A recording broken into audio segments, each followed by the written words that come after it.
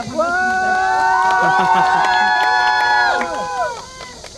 보셨는지 모르겠지만 좀 전에 4시에 온라인 공청회로 내란 특별법과 관련된 온라인 공청회 방송을 촛불행동 TV에서 했거든요. 하고 지금 바로 왔는데요. 온 김에 그래서 이왕 법 얘기한 김에 제가 원래 전공이 법이니까 국가보안법과 관련돼서 잠깐 얘기를 했으면 합니다. 그러니까 물론 앞에서 정말로 좋은 말씀 많이 하셨고 그래서 그런 말씀을 또다시 증폭하는 것보다는 실제로 이게 법으로서의 가치가 있는지 정말로 우리가 이걸 갖다 진짜 법이라고 불러야 되는지를 한번 같이 생각해 봤으면 좋겠다는 생각에서 한번 얘기해 보겠습니다. 우리가 법을 배우면 가장 먼저 법이란 무엇인가를 배웁니다. 근데 법이란 무엇인가를 배우면 법이라는 것이 지켜야 할 가장 중요한 원칙 중에 하나로 일반인의 법 의식에 맞아야 된다 라는 것을 배웁니다.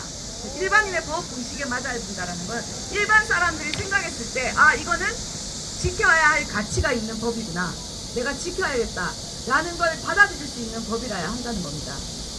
이러한 법 의식에 맞으려면 어떻게 되면 이걸 지킬 가치가 있다라는 걸 알려면 그것을 법으로 정한 제도와 정해진 절차에 따라야, 그래서 일반인들이 이 제도와 절차에 따라서 내가 따라가야 국가 질서가 유지되겠구나 라는 생각을 할 수 있도록 만들어야 된다는 겁니다. 그런데 과연 국가보안법은 그런가? 이것이 문제라는 겁니다. 대개 형사사건은 고소나 고발로 수사를 시작을 합니다. 하지만 예외적으로 검찰이나 경찰이 고소나 고발 없이도 수사를 하는 경우가 있습니다. 그러니까 대부분의 경우 종종 행정기관이 제보를 하거나 언론에서 독점 취재를 하거나 이런 경우에 주로 수사를 하는데요. 그 외에 실제로 경찰과 검찰이 가장 많이 하는, 고소와 고발 없이 가장 많이 하는 수사는 첩보에 의한 수사입니다. 그러니까 그래서 첩보라는 단어는 도대체 어떤 뜻일까? 근데 우리나라의 유수의 대학교의 경찰 행정학과의 교수들이 경찰학 사전이라는 책을 냈습니다. 그 경찰학 사전의 책에 이 첩보라는 단어를 뭐라고 설명을 했냐면 이렇게 써놨습니다. 목적을 가지고 의도적으로 수집된 자료들이 아직 분석, 정제되지 않은 상태를 의미한다. 첩보란 정보가 되기 전에 모든 사회적 현상을 말하는 것으로서 부정확하고 단편적이고 불규칙한 사실에 대한 견문이다. 이게 첩보입니다. 그러니까 말 그대로 첩보는 정확한 게 하나도 없다는 겁니다. 근데 이 하나도 정확한 게 없는 이 첩보를 근거로 해서 수사를 하는 가장 대표적인 것이 바로 국가보안법입니다. 그래서 국가보안법이 문제가 되는 겁니다. 그래서 수십 년 동안 정말로 많은 사람들이 이런 첩보에 의해서 간첩이라는 멍해를 쓰고 감옥에서 생애 대부분을 보내고 출소 후에도 고관찰로 보내고 감시를 당하고 수십 년을 숨소리 한번 제대로 보내지 못하고 희생당하고 계십니다. 지금도 그런 분들이 많이 계십니다. 아시겠지만은 지금 안학수 선생님 같은 경우도 국으로 송환해달라고 요구를 하고 계시고 김여은 씨 같은 경우도 국으로 송환해달라는 요구를 하고 있는데요.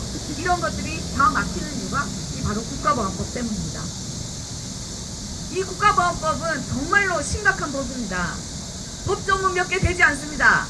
근데 이 법조문 안에 죄라고 정해진 조문이 10개가 있습니다. 그 10개 중에 무려 8개가 기준이 정을 알면서입니다. 이 정자는 마음이라는 얘기입니다. 그러니까 너는 그러한 행위를 할 때 그런 마음을 속으로 가지고 있었기 때문에 범죄다라는 겁니다. 이게 국가보안법입니다. 아까 김재하 대표님께서 꼬롬하다고 이렇게 말씀하셨잖아요. 넌 생각이 꼬롬하니까. 근데 바로 이 꼬롬이라는 단어가 국가보안법에서는 정을 알면서다라는 단어로 표현을 하는 겁니다. 그래서 국가보안법은 정말로 코에 걸면 코걸이, 귀에 걸면 귀걸이로 언제든지 악용될 수 있는 대표적인 악법이 되는 겁니다.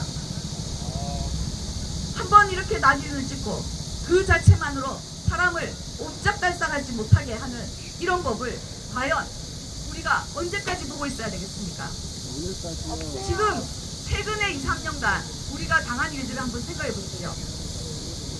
무슨 일제강점기 이후에 미군정기도 아니고 무슨 서북청년단도 아닌데 그냥 평범한 사람들이 집회를 한다는 이유만으로 사람들에게 빨갱이는 죽여도 된다라는 얘기를 그냥 듣습니다.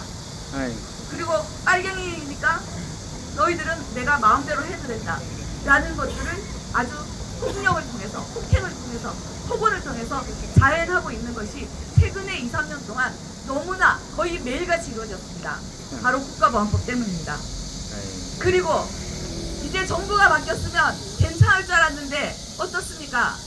지난 6월 말부터 바로 엊그제 여기 동부선 선생님 계시는데 동부선 선생님 체포까지 지금 며칠에 한 번씩 지속적으로 국가보안법을 이유로 사람들이 체포되고 훈련하고 압수수색 당하고 있습니다.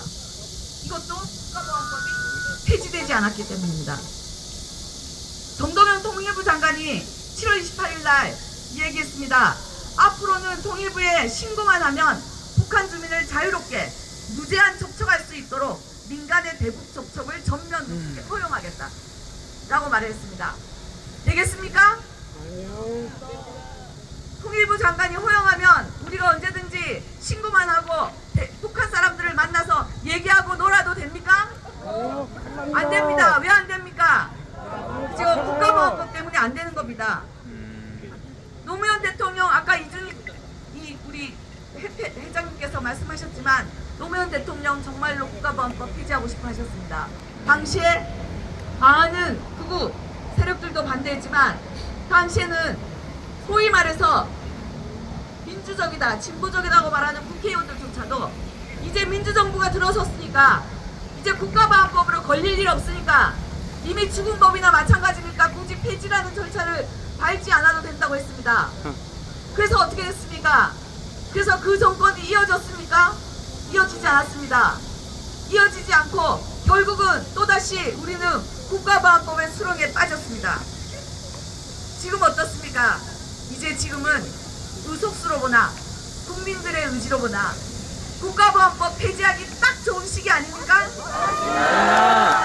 지금이야말로 국가보안법을 더 이상 하루도 미루지 말고 폐지해야 합니다. 존재 이유가 없습니다. 국가보안법은 우리가 분단 국가이기 때문에 존재하는 법이 아닙니다. 오히려 분단을 강화하기 위해서 존재하는 법입니다. 우리가 분단 국가로 살아야만 자신들의 권력을 마구 휘두를 수 있는 지금의 공안 내력 세력들과 그들을 뒤에서 조정하는 미국에게 이 법이 절실하기 때문에 존재하는 겁니다. 자신들의 반대하는 모든 세력들을 탄압하는 수단으로 쓰고 아무의 생각도 하지 못하도록 꿈도 꾸지 못하도록 만들기 위해서 만들어진 가장 대표적인 악법입니다. 2024년 12월 3일 내란숙의 윤석열이 뭐라고 했습니까? 반국가 세력이라고 국민들에게 얘기했습니다.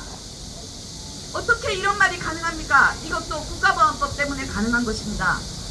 여차하면 언제든지 반국가 세력이라고 몰아붙여서 감옥에 가둬버리고 자신들 마음대로 할 수 있도록 만들기 위해서입니다. 그걸 우리가 바로 8개월 전에 직접 겪었습니다. 또다시 이런 일을 겪어서는 안 됩니다. 이런 일을 저지르게 만드는 근거는 당장 폐지해야 됩니다. 그래서 우리는 오늘 국가보안법 폐지를 위해서 이 자리에 모였습니다. 주권자 국민의 이름으로 더 이상 주권자들의 생각을 잣대질하는 프로크루스테테스의 침대 같은 이런 국가법을 우리가 당당하게 폐지를 요구합시다. 끝까지 함께 싸우겠습니다. 감사합니다. 큰 박수 부탁드리겠습니다. 우리 통일동 김은진 공동대표님은 원광대학교 법학전문대학원 법대 교수님이세요.